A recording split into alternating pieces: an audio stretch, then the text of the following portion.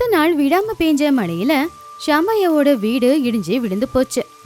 உசுரை காப்பாத்திக்கிறதுக்காக ஷாம்பையா அவனுடைய மனைவியான கௌரி அவங்க அம்மா சீத்தம்மா ஒரு மரத்துக்கு கீழே போய் உக்காந்துக்கிட்டு இருந்தாங்க. அடிக்கிற குளிர்காத்துக்கு சீத்தம்மா நடுங்கிக்கிட்டு இருந்தாங்க. அப்பா சாம்பையா, என்னால குளிர் தாங்க முடியலப்பா. இந்த ஊத காத்து என் காதுக்குள்ள போய் என் உசுரை எடுக்குது. போத்திக்கிட்டு இருக்கிற போர்வையும் கூட நனைஞ்சு போனதுனால குளிர் ரொம்ப அதிகமா இருக்குப்பா. இப்பவே என்னோட உசுறு போயிடுமோன்னு எனக்கு பயமா இருக்கு. என்னால உங்களுக்கும் தொந்தரவு. பாழா போன இந்த உசுறு இன்னும் ஏன் இருக்குன்னே தெரியல. ஒரேடியா போயிட்டா கூட நீங்களாவது நிம்மதியா இருக்கலாம். அம்மா அப்படி சொல்லாதம்மா. உன்னை இந்த நிலைமையில பார்க்கும்போது இந்த உடம்புல ஏன் இன்னும் உசுறு இருக்குன்னு எனக்கு ரொம்ப கவலையா இருக்குமா. உன்னை நல்லபடியா பார்த்துப்பேன்னு நினைச்சம்மா. ஆனா இப்போ ஒரு வீடு கூட இல்லாம உன்னை நடு தெருவில் உட்கார வைப்பேன்னு நான் கனவுல கூட நினைக்கலம்மா. என் கண்ணு முன்னாடியே நம்ம வீடு இடிஞ்சு விழுந்துடுச்சுமா. நம்ம ஆசை மண்ணோட மண்ணா போச்சு. இந்த காத்து மழையில உன்னை இப்படி உட்கார வச்சதுக்கு என்ன தயவு செஞ்சு மன்னிச்சிடுமா.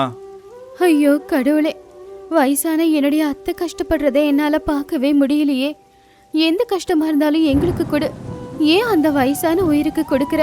4 நாளா வீட்டுல சாப்பிட எதுவும் இல்லாம வெறும் தண்ணியை குடிச்சுதான் நாங்க எல்லாருமே உயிர் பழிச்சுக்கிட்டு இருக்கோம். என் புருஷன் சாப்பிடாம எலும்பு கூடவே மாறிட்டாரு. இப்ப இந்த மழையும் எங்க வாழ்க்கைக்கு ஒரு சாபமா ஏன் அமைஞ்சிருக்கு? ஏங்க நீங்க ஆம்பளை, நீங்களே இப்படி மனசை விட்டுட்டீங்கன்னா அப்புறம் எங்களுக்கெல்லாம் தைரியம் கொடுக்கறது யாரு? தயவு செஞ்சு அந்த கண்ணீரை தொடச்சுக்கோங்க. கவலைப்படாதீங்க. வீடு இடிச்சு போனாலும் உட்கார்றதுக்காவது ஒரு இடம் கிடைச்சிருக்கு இல்லையா? நான் என் புடவைய கிழிச்சு அத்தைக்கு போத்தி விடுறேன். அவங்களுக்கு குளிர் கொஞ்சம் குறையும். என்ன வாழ்க்கை கடவுளே இது. பெத்த தாய நல்லபடியா பார்த்துக்க முடியல. நம்பி வந்த பொண்டாட்டிக்கு கூட பசியார சாப்பாடு போட முடியல. என் அம்மாவும் பொண்டாட்டியும் சாப்பிட்டு பல நாளுங்க ஆச்சு. இவங்க 2 பேருக்கும் வயிறார சாப்பாடு கூட போட முடியாத வாழ்க்கையெல்லாம் ஒரு வாழ்க்கையா? இப்படி ஒரு வாழ்க்கையை வாழறதுக்கு பேசாம சாகிறதே மேல்தான். என் வீட்டில் இருக்கிற 2 பேரும் அழுதுகிட்டு இருக்காங்க. நான் இருந்தும் அவங்க அனாதையா இருக்காங்க. கௌரி, நீங்க படுற கஷ்டத்தை என்னால பார்க்க முடியலம்மா. அதுலயும் நானும் உங்களுக்கு ஒரு பெரிய பாரமா இருக்கேன். ஒருவேளை இந்த மழையில இந்த கிழவியோட உசுறு போச்சுன்னா போனா போகட்டும்னா அப்படியே விட்டுட்டு நீங்க எங்கேயாச்சும் போய் சந்தோஷமா வாழ்ந்துக்கோங்கம்மா. ஏழைங்க வீட்டுல வயசானவங்க இருந்தா அது அந்த குடும்பத்துக்கே பெரிய பாரம்மா. என் உசுரை எடுத்துக்கோ கடவுளே. அத்தை, ஏன் இப்படி முட்டாள்தனமா பேசிக்கிட்டு இருக்கீங்க? நீங்க எங்களுக்கு பாரம்னு யார் சொன்னது? குடிசை போனா போகட்டும். இதோ தங்கறதுக்கு ஒரு இடம் கிடைச்சிருக்குல்ல, இங்கே இருக்கலாம். இருங்க, இங்கே ஏதாவது அடுப்பை பத்த வச்சு நான் உங்களுக்கு குடிக்கிறதுக்கு தண்ணி வச்சு கொடுக்குறேன். குளிருக்கு எதமா இருக்கும். இல்ல கௌரி, நான் உசுரோட இருக்கும்போது எங்க அம்மா பட்டினியா இருக்கக்கூடாது. என்னானாலும் நான் ஆம்பளை. எப்படியாவது கஷ்டப்பட்டு உங்களுக்கு தேவையான சாப்பாட்டை நான் சம்பாதிச்சுட்டு வரேன். அது வரைக்கும் இங்கேயே இருங்க. சரிங்க, நீங்க வேலைக்கு கிளம்புங்க. நான் அந்த ரங்கையோட கடைக்கு போய் ஏதாவது பொருள் கிடைக்குதான்னு பாக்குறேன். அவன் கையை காலை பிடிச்சாவது சமைக்கிறதுக்கு தேவையான பொருளை நான் கடன் வாங்கிட்டு வந்துடுறேங்க. கௌரி மழையில நனைஞ்சுக்கிட்டு ஒரு பழைய பைய பிடிச்சுக்கிட்டு மளிகை கடை நடத்திக்கிட்டு இருக்கிற ரங்கையோட கடைக்கு வந்தா. ரங்கையா அங்க ரொம்பவும் கம்பீரமா உட்காந்துக்கிட்டு இருந்தான்.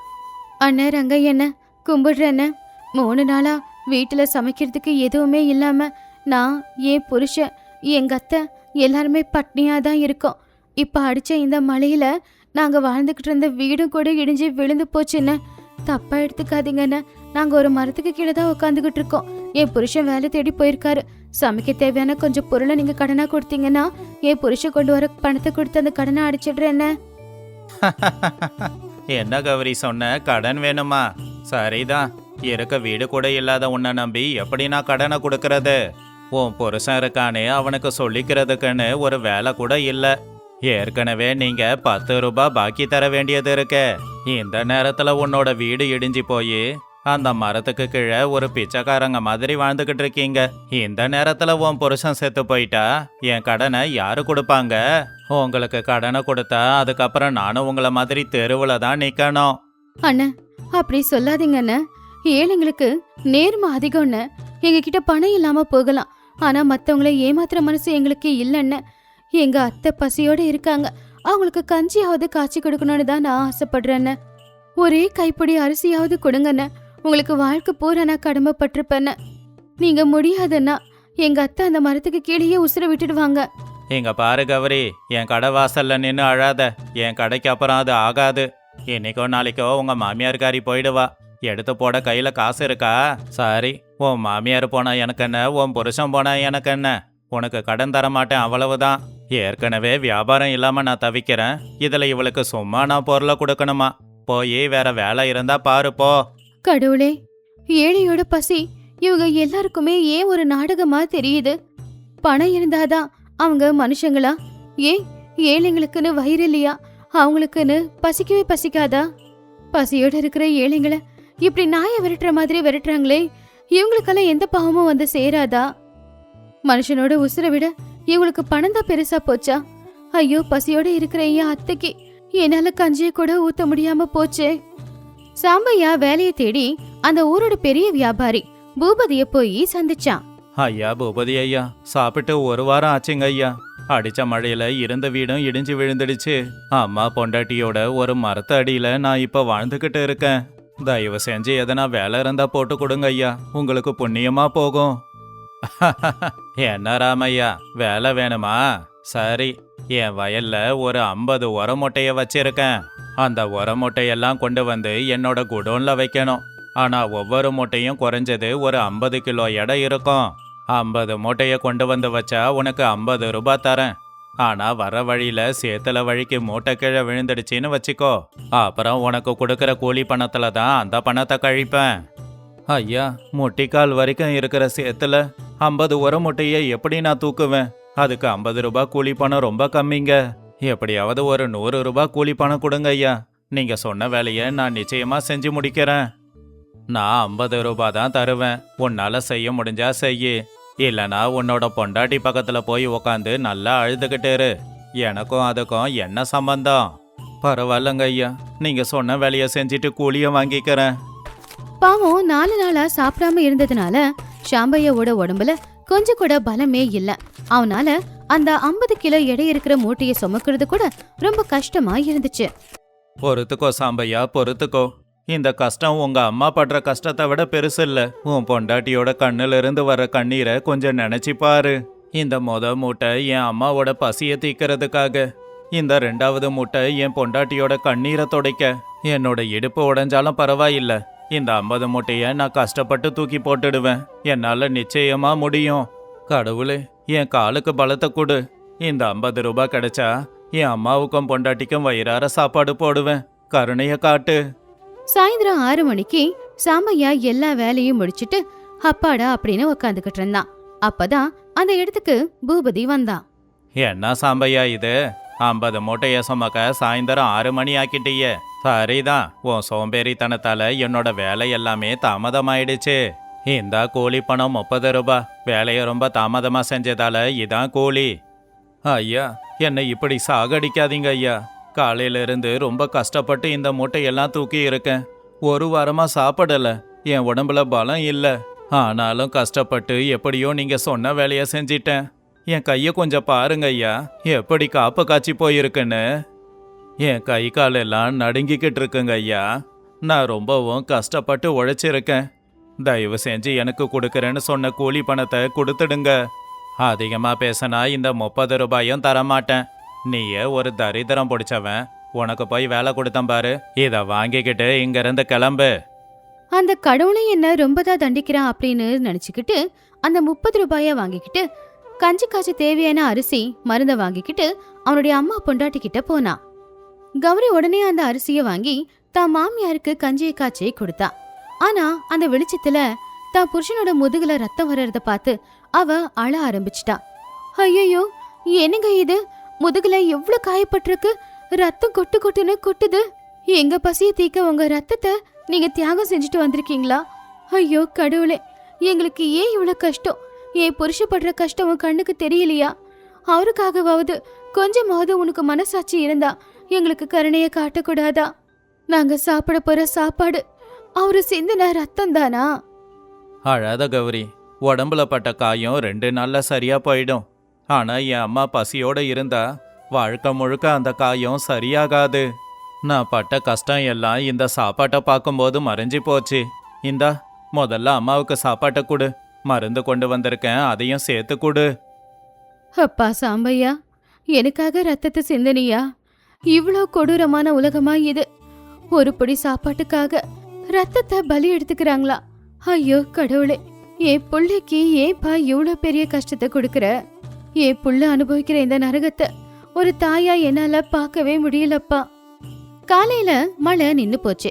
சாம்பையா வேலையை தேடி ஊருக்குள்ள போகும்போது ஒரு இடத்துல ஒரு பை விழுந்துருந்துச்சு. அதுல பணமும் தங்கமும் இருந்துச்சு. கடவுளே, என்ன இது? எவ்வளோ தங்கம், எவ்வளோ பணம்! இது எல்லாம் இருந்தா என்னோட கஷ்டமெல்லாம் தீர்ந்து போயிடுமே. என் அம்மாவுக்கு நல்ல சாப்பாடு போடலாம், பட்டு புடவை வாங்கி தரலாம், என் பொண்டாட்டிக்கு தங்குறதுக்காக நல்ல வீடு கட்டி தரலாம், அவளுக்கு கைக்கு தங்க வளையலே போடலாம். என் கண்ணுக்கு முன்னாடி என்ன அவமானப்படுத்தினவங்க முன்னாடி நான் தலை நிமிர்ந்து நடக்க முடியும்.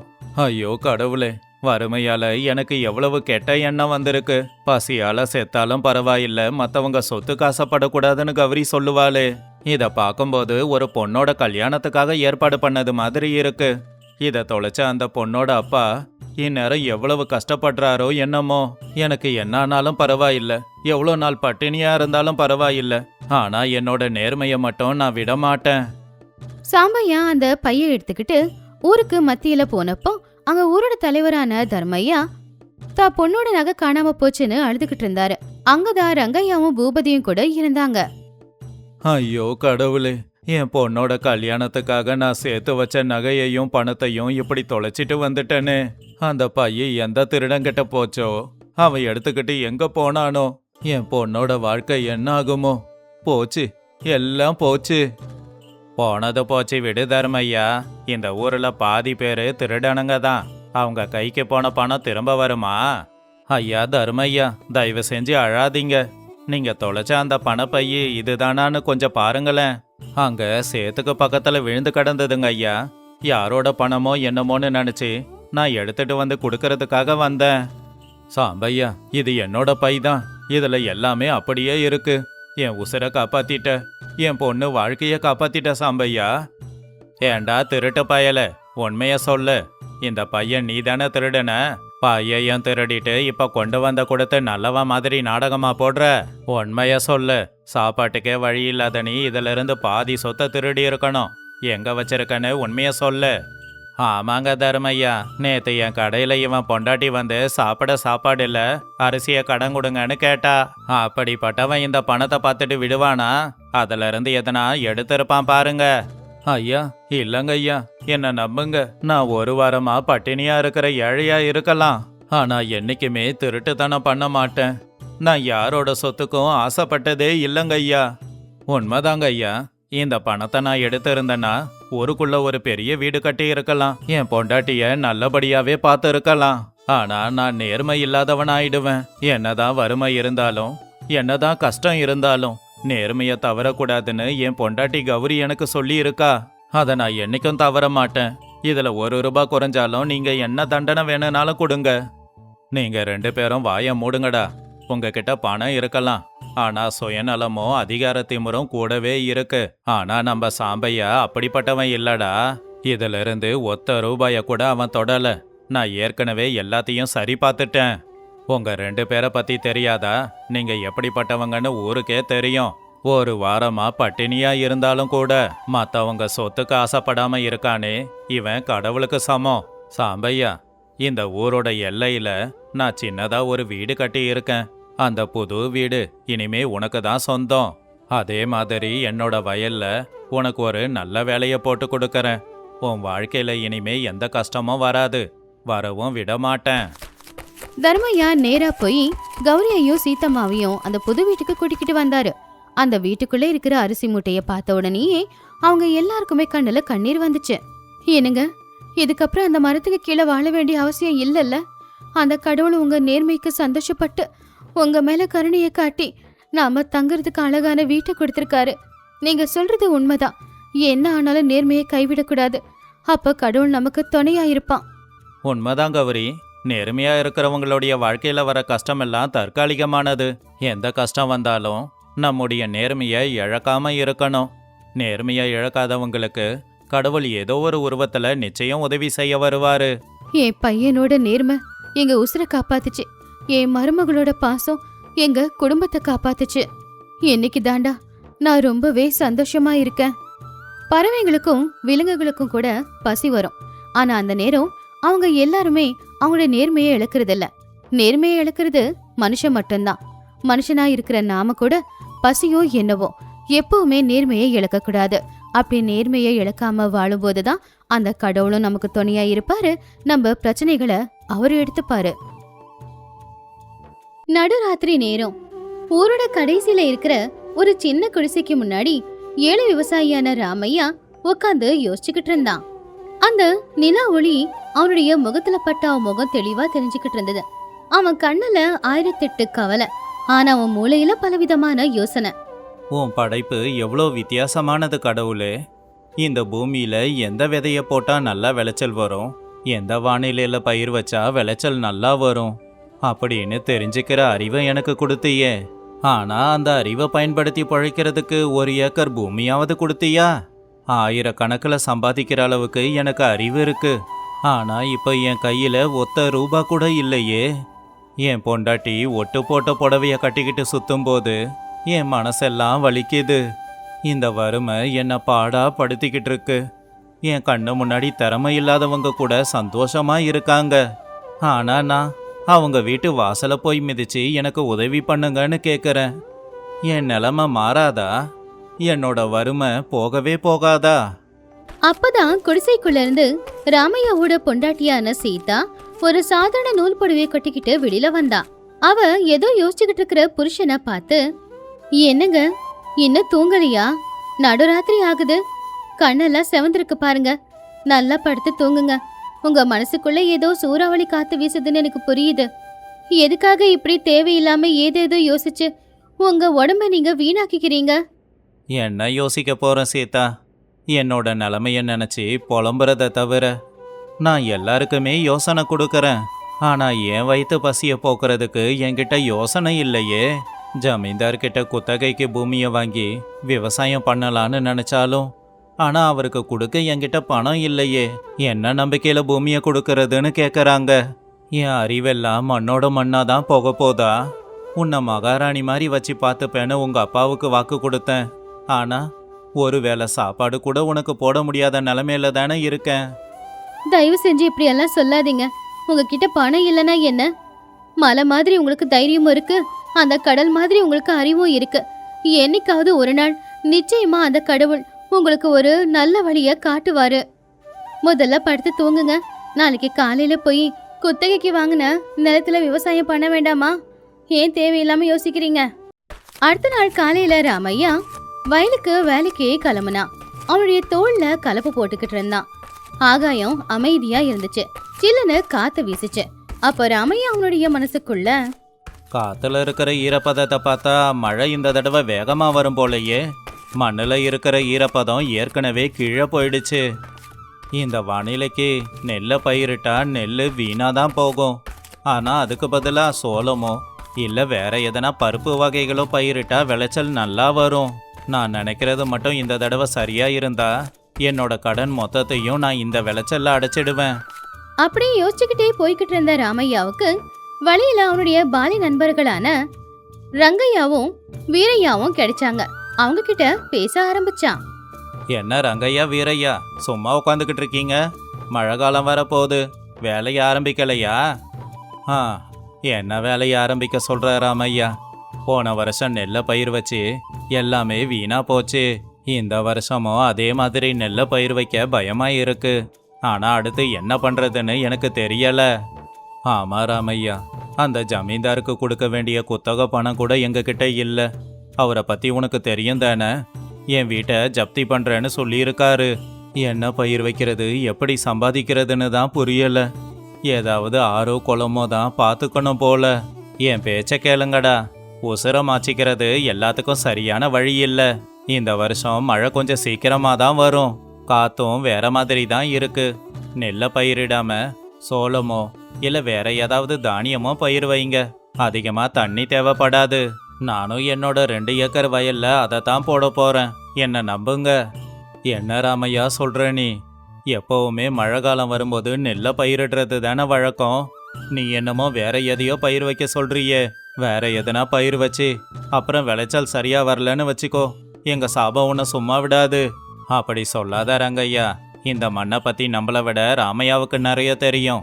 அவன் சொல்றது எப்பவும் சரியாதான் இருக்கும். சரி ராமையா, இந்த தடவை நீ சொல்றதால வேற பயிர் வைக்கிறேன். நிச்சயமா சரியா வரும்னு நம்புறேன். ராமையா சரி அப்படின்னு சிரிச்சுக்கிட்டு அங்கிருந்தே போயிட்டான். 3 மாசமும் போச்சு. மதிய நேரம். ராமையா சொன்ன மாதிரியே மழை ரொம்ப சீக்கிரமா நின்னு போச்சு. வெயில் அதிகமாச்சு. யாரெல்லாம் நெல்ல பயிரிட்டாங்களோ அவங்க விளைச்சல் எல்லாமே காஞ்சி போய் பூமியே வறண்டு போச்சு. விவசாயிங்க எல்லாரும் பாவம் ரொம்ப கவலையா அழுதுகிட்டு இருந்தாங்க. ஆனா ராமையா வீரையாவோட வயல்ல விளைஞ்ச விளைச்சல் மட்டும் எந்த ஒரு பிரச்சனையும் இல்லாம நல்லபடியா விளைஞ்சுகிட்டு இருந்துச்சு. அத பார்த்து ஊச்சனங்க எல்லாரும் ஆச்சரியப்பட்டாங்க. ராமையாவோட பொண்டாட்டியான சீதா வயல்ல வேலை செய்யும் போது அந்த ஊரை சேர்ந்த லக்ஷ்மி அங்க வந்தா. ஏன் சீதா, உன் வீட்டுக்காரருக்கு இந்த மாய மந்திர வித்தை ஏதாவது தெரியுமா என்ன? ஊர்ல இருக்கிற எல்லாரும் நெல்ல பயிரிட்டு இப்ப எல்லாத்தையும் இழந்து நிக்கும் போது உன் வீட்டுக்காரர் மட்டும் சோளத்தை விளைய வச்சு நல்ல ஏப்பா காய்ச்சிருக்கு போலியே. இப்ப இந்த ஊர்ல எல்லாரு வாயிலையும் உன் புருஷனோட பேரு தான் அடிப்படுது. என் வீட்டுக்காரருக்கு மாயமந்திர வித்தை தெரியாது லக்ஷ்மி. ஆனா மண்ணோட பேசுற மொழியும் அவருக்கு தெரியும். காத்து வீசுற தசை, காத்துல இருக்கிற ஈரப்பதம், மண்ணுல இருக்கிற ஈரப்பதம், இது எல்லாத்தையும் பார்த்து எப்போ எதை போட்டா நல்லபடியா விளையும் அப்படின்னு அவருக்கு தெரியும். இந்த தடவை எங்க வயல்ல விளைச்சல் நல்லா வருது. இனி எங்களுக்கு எந்த கஷ்டமும் இல்ல. அப்போ அதே ஊர்ல வாழ்ந்துகிட்டு இருந்த ரொம்ப பெரிய பணக்காரரான ஜமீன்தார் கஜபதி மட்டும் ரொம்பவும் கோவத்தோட ஊஞ்சல்ல உட்காந்துக்கிட்டு இருந்தாரு. ஏன்னா அவருடைய 100 ஏக்கர் விளைச்சலும் வீணாதான் போச்சு. அவரு கவலையா இருக்கும்போது அவர்கிட்ட வேலை பாக்குற சாம்பையா அங்க வந்தான். சாம்பையா, என்ன இது? என்னோட 100 ஏக்கர் வயல்ல விளைச்சல் வீணா போச்சு. ஆனா என்கிட்ட குத்தகைக்கு எடுத்த அந்த ராமையாவோட வயல்ல விளைச்சல் நல்லா வந்திருக்கே. இது எப்படி சாத்தியமாச்சு? அவன் என்ன தாண்டி போறானா? பல தலைமுறையா நாங்க சம்பாதிச்ச பணத்தை அந்த ஏழை விவசாயி இப்ப சம்பாதிக்க போறானா? என் காலடியில கிடக்க வேண்டிய புழு அவன் என்ன தாண்டி எப்படி வளருவான்? ஐயா, கோவப்படாதீங்க. அவன் ரொம்ப புத்திசாலிங்க. எப்ப எந்த பயிரை வைக்கணும்னு அவனுக்கு நல்லா தெரியுங்க. இந்த தடவை வந்த விளைச்சலை வித்து உங்க மொத்த கடனையும் அடைக்க போறானாமா. நாளைக்கு அவன் சொந்தமா ஒரு விவசாய நிலத்தை வாங்கி இங்க விவசாயம் பண்ணாலும் ஆச்சரியப்படுறதுக்கு இல்ல. அப்படி மட்டும் செஞ்சிட்டான்னு வச்சுக்கோங்க, ஊர் ஜனங்க மொத்த பேரும் அவனை தான் மதிப்பாங்க. அந்த வாய்ப்பை நான் அவனுக்கு கொடுக்க மாட்டேன் சாம்பையா. விளைச்சல் அவன் கைக்கு போகக்கூடாது. இன்னைக்கு ராத்திரியோட ராத்திரியா ஊரோட அணைக்கட்டை உடைச்சி விட்டுடுங்க. அந்த ஆத்து தண்ணி மொத்தமா அவனுடைய வயலுக்கு போய் வயல்ல இருக்கிற விளைச்சல் எல்லாம் வீணா போகணும். விளைச்சல் எப்படி மண்ணோட மண்ணா போகுமோ அதே மாதிரி தான் அவனும் மண்ணோட மண்ணா போகணும். போ, நான் சொன்னதை செஞ்சிட்டு வா. சாம்பையா சரி அப்படிங்கிற மாதிரி தலையசிச்சு அங்கிருந்து போயிட்டான். அடுத்த நாள் காலையிலேயே ராமையா எழுந்திருச்சு அறுவடை செய்யலாம் அப்படின்னு வயலுக்கு வந்து பார்த்தவனுக்கு ஒரு ஆச்சரியம் காத்துக்கிட்டு இருந்துச்சு. ஏன்னா ஆத்தோட அணைக்கட்டு ஒடிஞ்சு போய் தண்ணி மொத்தமா அவனுடைய வயலுக்குள்ள வந்து விளைஞ்சிருந்த சோளம் எல்லாமே வீணா போச்சு. எல்லாமே அப்படியே தண்ணியோட தண்ணியா மண்ணோட மண்ணா போயிடுச்சு. கடவுளே, என்ன இது அநியாயம்! இன்னைக்கு கைக்கு வர வேண்டிய விளைச்சல் எல்லாம் இப்படி மண்ணோட மண்ணா போயிருக்கே. மழை கூட பெய்யலையே. அப்படி இருக்கும்போது ஆத்து தண்ணி எப்படி என்னோட வயலுக்கு வந்திருக்கு? இது எல்லாம் அந்த கஜபதியோட வேலைதான் எனக்கு தெரியுது. என் வயல்ல விளைஞ்ச விளைச்சலை பார்த்து பொறாமப்பட்டு இப்படி என் முதுகுல வந்து குத்திட்டானே. இவன் செஞ்சதால நான் மட்டும் இல்லை, என் எதிர்காலமும் வீணா போச்சே. என் ஆசையெல்லாம் இப்படி மண்ணோட மண்ணா போயிடுச்சே. இப்ப நான் என்ன செய்யறது? எப்படி நான் அந்த ராட்சசனுக்கு பணத்தை கொடுப்பேன்? நான் மறுபடியும் போய் அவனுடைய காலடியில விழுந்து கிடக்கணுமா? என் பொண்டாட்டி கழுத்துல இருக்கிற தாலியையும் அவனுக்கு தரணுமா? இதெல்லாம் ஒரு வாழ்க்கையா? அநியாயம் கடவுளே. ஏழைங்க எப்பவும் கஷ்டப்பட்டுக்கிட்டே தான் இருக்கணுமா? ராமையா அவனுடைய வயலையும் வயலோட நிலைமையும் விளைஞ்ச விளைச்சல் எல்லாமே வீணா போனதை பார்த்து அதே இடத்துல உட்காந்து பயங்கரமா அழ ஆரம்பிச்சிட்டான். அவன் சுத்தம் அவனுடைய தைரியத்தை இழந்துட்டான். 2 நாளுக்கு அப்புறமா ஒரு நாள் ராத்திரி நேரம் ராமையா தட்டுல போட்டிருந்த சாப்பாடு கூட சாப்பிடாம கண்ணு செவக்க செவக்க ஏதோ யோசிச்சுக்கிட்டு இருந்தான். சீதா பக்கத்திலேயே தான் இருந்தா. புருஷன் சாப்பிடாம இருக்கிறது அவளுக்கு ரொம்ப கவலையா இருந்துச்சு. ஏங்க இப்படி அழுதுகிட்டே இருக்கீங்க? அந்த கஜபதி எவ்வளவு பெரிய ராட்சசன் உங்களுக்கு தெரியாதா? அவன் மண்ணெல்லாம் வீணா போய் உங்க மண்ணுல விளைச்சல் விளைஞ்சா மட்டும் அவன் சந்தோஷமா இருப்பானா? அவன்கிட்ட நிலத்தை குத்தகைக்கு வாங்கி விவசாயம் செய்யற நீங்க நல்லா இருக்கும்போது அதை பார்த்துட்டு அவனால சும்மா இருக்க முடியுமா? அதனாலதான் அப்படி பண்ணிருப்பான். நீங்க பெருசா எடுத்துக்காதீங்க. இல்ல சீதா, நான் தோத்து போகல. நான் அழுவுறதெல்லாம் என் விளைச்சல் வீணா போச்சே அப்படிங்கிறதுக்காகத்தான். ஒரு மனுஷனை சூழ்ச்சி பண்ணி அழிக்க முடியும், ஆனா அவனுடைய அறிவை யாராலையும் அழிக்க முடியாது. அவன் என் வயலுக்கு ஆத்து தண்ணியை விட்டான் இல்லையா? அந்த ஆத்து தண்ணியால என் வயலெல்லாம் இப்ப சேரா இருக்கு. இந்த சேத்துல இப்ப நான் மட்டும் உழுது விதைச்சேன் அப்படின்னா தண்ணியே இல்லாம கொஞ்ச நாள்லயே முளைச்சி வந்துடும். என்ன நஷ்டமாக்கணும்னு அவன் நினைச்சான் இல்ல, ஆனா எனக்கு எந்த ஒரு செலவும் இல்லாம எனக்கு இன்னொரு வழிய காட்டியிருக்கான். நாளைக்கே நான் போய் விதைக்கிறேன். நான் யாருன்னு அவனுக்கு காமிக்கிறேன். சீதா தான் புருஷனுடைய ஆத்ம கௌரவத்தை பார்த்து ரொம்பவும் ஆச்சரியப்பட்டா, சந்தோஷமும் பட்டா. 2 மாசத்துல மறுபடியும் யாரும் எதிர்பார்க்காத விதமா ராமையாவோட வயல்ல அவன் போட்ட விளைச்சல் நல்லபடியா விளைஞ்சு நின்னுச்சு. இந்த விளைச்சலை வித்தா அவனுக்கு 2 மடங்கு லாபம் வர்ற மாதிரி தான் இருந்துச்சு. அந்த விஷயத்த கேள்விப்பட்ட கஜபதி அவனுடைய குதிரையில ஏறி அவனுடைய வயலை பார்க்க வந்தான். பச்சை பசேல்னு இருக்கிற வயல், அதுல விளைஞ்சிருக்கிற விளைச்சலை பார்த்து அவன் ரொம்ப ஆச்சரியப்பட்டான். என்ன ராமையா இது?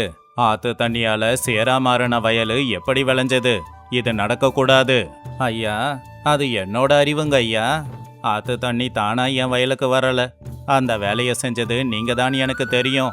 நீங்க என் விளைச்சலை வீணாக்கலாம், ஆனா என் அறிவை எதுவும் செய்ய முடியாது. எப்ப விதைச்சா எப்படி முளைக்கும்ன்ற அறிவை இந்த மண்ணு எனக்கு சொல்லி கொடுத்துருக்கு. ஒருத்தவங்களுடைய வளர்ச்சியை பார்த்து வயிறு எறிகிறவங்க நல்லா இருக்க முடியாதுங்க ஐயா. என்னோட வளர்ச்சியை தடுக்க பார்த்தீங்க, ஆனா கடவுள் எனக்கு இன்னொரு வழியை காட்டிட்டாரு. உங்க குத்தகை பணத்தை உங்க முகத்துல தூக்கி எறிஞ்சிட்டு சீக்கிரமே நான் இன்னொரு பூமியை எனக்காக வாங்குவேன். ராமையா சொன்னது கேட்டு கஜபதி அவமானம் தாங்க முடியாம தலை குனிஞ்சி நின்னுக்கிட்டு இருந்தான். அப்பதான் அந்த ஊரோட தலைவர் அந்த இடத்துக்கு வந்தாரு. கஜபதி, பணம் இருக்கிற திமிரில் ஒரு ஏழையோட வயிற்றுல அடிக்க பார்த்தீங்கல்ல, ஆனா ராமையாவோட அறிவை ஜெயிக்க முடியாம நீங்க இப்ப தோத்து போய் தான் நின்னுக்கிட்டு இருக்கீங்க. ராமையா, உன்ன மாதிரி ஒருத்தன் எங்க ஊர்ல இருக்கிறது எங்களுக்கு பெருமை. ஊஜனங்க கையை தட்டி ராமையாவை மனசார பாராட்டிக்கிட்டு இருந்தாங்க. ராமையா சீதாவோட முகத்துல சந்தோஷம் தெளிவா தெரிஞ்சுது.